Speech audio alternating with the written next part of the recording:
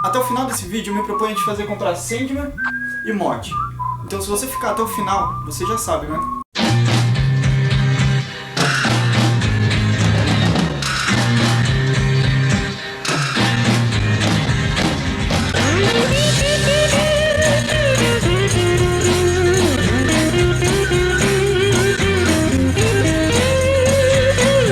Eu te apresento o Neil Gaiman, o melhor escritor de todos. Não preciso falar mais nada. Ele já escreveu vários livros, mas principalmente Sandman. Antes de falar sobre a morte, eu vou falar um pouco sobre Sandman, desse incrível universo e de todos os perpétuos. Sandman é composto por 75 edições originais, que estão aqui, e mais algumas edições bônus, fora os spin-off, que tem Lucifer ou Destino, e outros, como a morte. Nossa, são 75 edições, eu não consegui ler nunca isso. Não, cara, quando você para pra ler Sandman, é totalmente o oposto. Você acaba de ler o primeiro capítulo e fica tipo assim: nossa, já li um capítulo, só falta mais 74. O que eu vou fazer depois disso? Minha vida vai perder o sentido. E se você tem problema de depressão, isso pode ser um problema. No universo de Sandman, existem 7 perpétuos: morte, destino, destruição, sonho, desejo, desespero e por último a deleite, que virou delírio. Aliás, eles são todos irmãos, e em inglês... caminhão. Aliás, eles são todos irmãos, e em inglês o nome deles começam todos com D. Só nisso aí o Neil Gaiman já deixou uma pitadinha de genialidade. Mas o que os perpétuos são? A ideia de perpétuos é meio filosófica, é meio difícil de definir. Eu vou usar como exemplo o Sandman, o perpétuo dos sonhos. Ele é chamado de várias maneiras, como Sandman, Morpheus ou sonho em si. Ele nasceu quando o primeiro ser nasceu, não o ser humano, o ser mesmo. E ele vai viver até que o último morra, até que o último deixe de sonhar. E é assim para todos os outros perpétuos também. Fora que essa contracapa aqui é muito linda. É a minha preferida. Agora eu vou falar um pouquinho sobre o universo de Sandman. Lá, todas as mitologias, religiões, lá tudo existe. Então, se você acredita em Deus, depois que você morre, você vai pro céu ou pro inferno. Se o cara é grego, existem vários deuses, como Zeus ou Poseidon. Já deu pra entender. Com essa base, eu já posso falar um pouquinho sobre essa edição. Ela é um lançamento no mês de agosto e é tão nível Sandman quanto Sandman. Dá até pra considerar que aqui tem os capítulos 76 em diante. Nessa edição, os 2 primeiros capítulos também estão em Sandman. São os capítulos número 8 e número 20 de Sandman. Ele serve apenas como introdução e explica um pouco como é o universo e a morte. O capítulo 8 ele é logo após o primeiro arco de Sandman. E nesse capítulo ele conta pra morte o que aconteceu com ele. Ele conta o primeiro arco. Então isso é meio que um spoiler pra quem nunca leu Sandman, mas não é nada demais. Uma coisa interessante em Sandman é que os feitos em si não é o foda. Então se eu falar que Sandman matou os Zeus, isso não vai estragar a sua leitura. O interessante é o desenvolvimento da história. Isso foi só um exemplo, tá? Ele não mata os Zeus não. Eu percebi que falando que ele não faz alguma coisa, eu tô falando spoiler, então foi mal. Mas então, no capítulo 8 nós temos a apresentação da Perpétua Morte. Sim, ela é uma menina. Uma adolescente meio gótica e meio fofa. Bem diferente de como as pessoas imaginam que a morte é. Ela é gentil e doce, e as pessoas pensam que ele é uma caveira com uma foice. E nesse capítulo o Sandman dá uma volta com ela. Ela faz o trabalhinho dela. Já no próximo capítulo, o capítulo 20, que também está no Sandman, ele conta a história de uma mulher. Eu não vou falar mais sobre isso porque ele é bem interessante de se ler. Só vou ressaltar que o final é de explodir a cabeça. Você fica, não acredito que aconteceu isso. Como a morte é irônica. Esses 2 capítulos servem como uma introdução. Para quem nunca leu Sandman, leia isso e consiga entender. Isso quer dizer que você não precisa ler Sandman antes para poder ler a morte. Você só precisa ter uma noção do universo, e isso é o que eu falei antes. Mas eu aconselho que você leia antes Sandman, e isso eu vou falar já já. Então, após esse segundo capítulo, nós temos 2 arcos. O alto preço da vida e o grande momento da vida, cada um com 3 capítulos, e ele representa o grande conteúdo do encadernado, e ele mostra o quão genial é o Neil Gaiman. No primeiro arco nós temos o sexto. Ele está escrevendo uma carta, é uma carta de despedida, porque ele quer se suicidar. Mas então sua mãe chega e manda ele sair da casa, porque ela quer limpar. E ela tem meio que problemas com limpeza. Então ele salva a carta no PC e sai. Ele vai até um lixão e lá ele meio que tropeça e caem algumas coisas em cima dele. Então a morte aparece. Não, ele não morreu. Ela ajuda ele a sair de lá e leva ele pra casa dela. É muito complicado fazer um review disso porque qualquer coisa que eu falo pode estragar sua leitura. Mas para falar do próximo arco eu preciso falar de uma coisa. Conforme a história vai passando, nós somos apresentados para um casal homossexual, a Foxgrove e a Hazel. E justamente esse casal são os protagonistas do próximo arco. Fora que esse casal também aparece em Sandman. A Foxgrove já aparece no começo com outro nome, meio que criança, e mais pro meio da história eles já aparecem como um casal. Por isso que é bom que você leia Sandman antes, porque aí você pega todas as referências, essas ligações, entender todo o universo como um só. Mas se você começar por aqui, você vai ler Sandman e vai pegar as referências de um modo contrário. Então quase dá na mesma. Por isso que eu disse que isso aqui é Sandman. Ele tá tão grudado com Sandman que é essencial para qualquer um que já tenha Sandman. Você lê, tem um personagem no começo que nem é tão importante, e mais pro final da história ele aparece de novo, mais importante, com outras coisas. E isso não acontece só uma vez, acontece a história inteira. Durante todas as 75 edições você vai vendo coisas que se ligam. Ele deixa muitas pontas soltas que até o fim vão se encontrando e acaba com um final totalmente fechado. Eu tava lendo o arco A Casa das Bonecas, que é bem o segundo arco desse primeiro volume. São das edições 10 a 16. E quando eu acabei de ler, eu fiquei tipo, tá muito foda, mas parece que é muita coincidência acontecer tudo isso. Aquele cara tava no mesmo lugar que ela, que é não sei o que desse cara aqui. Mas então eu virei a página e tinha um epílogo. O Sandman tava conversando com uma pessoa que não vem ao caso. E depois que eu li, a minha cabeça explodiu de novo. Tudo fazia sentido. Todas as coincidências fechavam ali. E como eu disse, não é só uma edição. Todas as edições são assim e todas vão fazer sua cabeça explodir. Se até agora, com tudo que eu já falei sobre Sandman, você ainda não foi pesquisar para comprar, eu vou falar aqui por onde eu recomendo e por onde sai mais barato. Sandman é um total de 4 encadernados e cada um custa R$145. Mas espera, não morre ainda não. Todas as edições você consegue por menos de R$100. Eu separei alguns sites que estão aí na descrição que tem uns descontos. E eu aconselho que você procure antes no Buscapé, porque lá tem os maiores descontos de todas as lojas. Fora que se você acessar o site por lá, você ganha um desconto maior também. E a Morte é um preço de capa de R$92, mas você consegue por um preço de R$50, R$60. E isso ainda tá caro. Fazendo as contas, cada encadernado R$80, são 4, mais o da Morte, 60, dá uns R$400. R$400 ainda é muito. R$400 pra quadrinho é dinheiro pra caralho.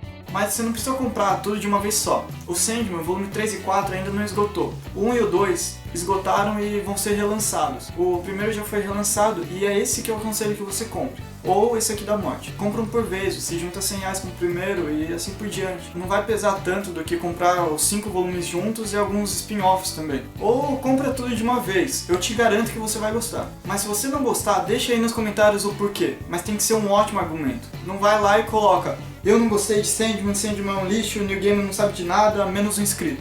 Argumenta aí, pô, duvido que alguém consiga. Mas pra isso você tem que ter lido antes tudo, as 75 edições, no mínimo as 2 vezes. Aí você pode argumentar e falar alguma coisa. E depois desses 2 arcos aqui na Morte, nós temos mais 3 contos curtos. E ênfase no primeiro, que são apenas 6 páginas. Eu vou falar um pouco dele pra vocês verem como é foda. Ele se chama Um Conto de Inverno, e a Morte tá fazendo um monólogo. Ela diz que antigamente as pessoas ficavam gratas em vê-la. E aí começa. Então, depois de um tempo, começou a ficar mais difícil. As únicas pessoas que me saudavam com alívio eram as que estavam fugindo de alguma coisa ruim ou intolerável. O resto só desejava que eu fosse embora, como se morrer fosse meio que uma admissão de fracasso. E isso me deixava triste, sabe? Nossa, eu vivia triste a maior parte do tempo. Pensei até em desistir, me afastar para longe. E um dia eu me afastei. Foi também muito tempo atrás, e bem antes deste mundo. Meio que me recusei a continuar. Parei de tomar vidas, pessoas, animais, pássaros, bactérias, peixes e ideias. Nada mais morreu. O caos e a dor se avolumaram e ficaram ainda pior. Como eu disse, nada mais morria. Mandaram um jovem falar comigo. Ele percorreu um longo caminho, mas por fim acabou me encontrando. E então ele suplicou muito e eu fui ver o que eu tinha feito. Aí voltei ao trabalho. Sabe como? Assim, sem mais nem menos. Porque eu sabia qual era a alternativa. E ela não era nada boa. Então, algum tempo depois, houve uma época que eu fiquei meio fria, insensível, insegura por dentro. A situação começou a me afetar. Quer dizer, as pessoas se sentiam satisfeitas por terem nascido como se fossem obras delas. E na maioria das vezes não eram. Mas ficavam transtornadas, magoadas e abaladas quando morriam. Mesmo quando eram as causadoras da própria morte. E muitas vezes eram mesmo. Genial. Depois disso, a minha visão sobre a morte mudou. Não é mais aquela coisa triste, eu perdi meu ente querido. Era mais uma coisa natural. E como sempre, nesse capítulo tem alguma coisa que se liga com alguma ponta solta que ficou no passado. Eu já falei como é foda, já falei por onde comprar. Você já comprou? Então vamos continuar. Os outros 2 contos são para finalizar o encadernado. Eles também são muito bons, mas eu não vou falar nada sobre eles por enquanto. E por fim, os extras. Todas as edições de Sandman tem uma caralhada de extras, cada um com mais de 100 páginas de extras. Ele tem a galeria de arte, que é assim, muito foda. Ele também fala um pouco sobre os colecionáveis da morte, tipo esses daqui.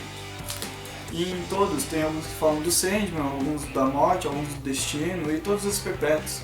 Até alguns outros personagens que também são importantes. E por fim, nele tem um roteiro de como foi escrito um dos capítulos. E isso tem em todos. Eu acho que não é muito útil isso, mas tem aqui, então é bom, vale a pena.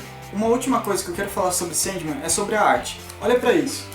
Ela tem uma arte meio enigmática. Aqui nessa outra página nós também temos. E a arte, ela muda conforme os capítulos. Ela tem algumas artes muito boas, algumas artes médias e até algumas ruins, mas nada que vai estragar a história. Ela, de certa forma, é muito boa. Sandman não é um quadrinho que você lê o balão, vê o desenho e vira a página e faz isso muito rápido. Sandman tem que ser lido com calma. Se tiver alguma música de fundo, para e escuta a música. Ela não tá lá por nada, ela tem o seu valor. A cada detalhezinho que você vai pegando na obra, você vai percebendo quão mais genial ela é. Ela fica cada vez mais incrível. Aí você relê e vê outra coisa que fica mais incrível ainda. Falando de referências de música, tem uma que se chama Tear in Your Hand.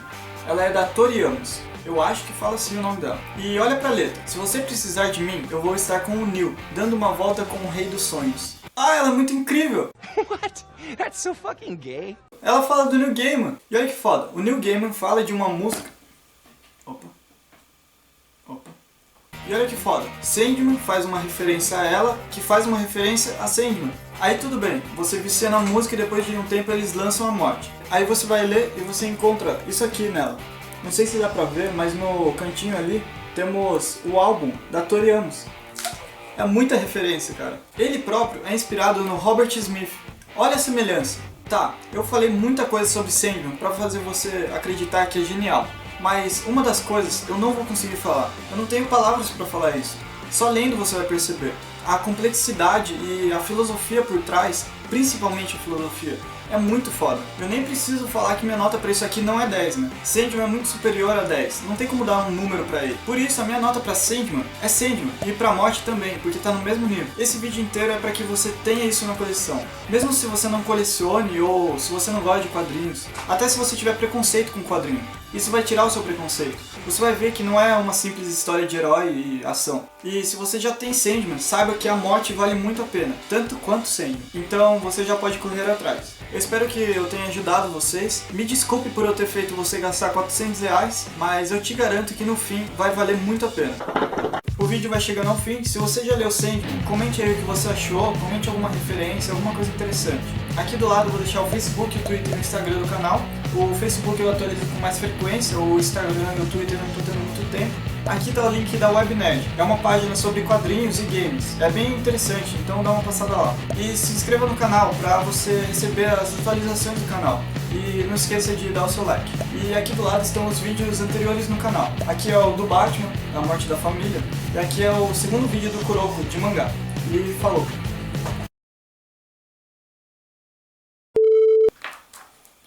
Ela é muito foda. Caralho. Que porra é essa? Só porque eu tô gravando?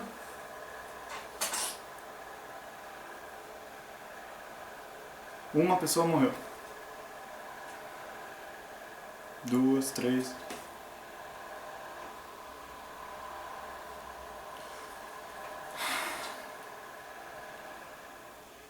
Posso gravar?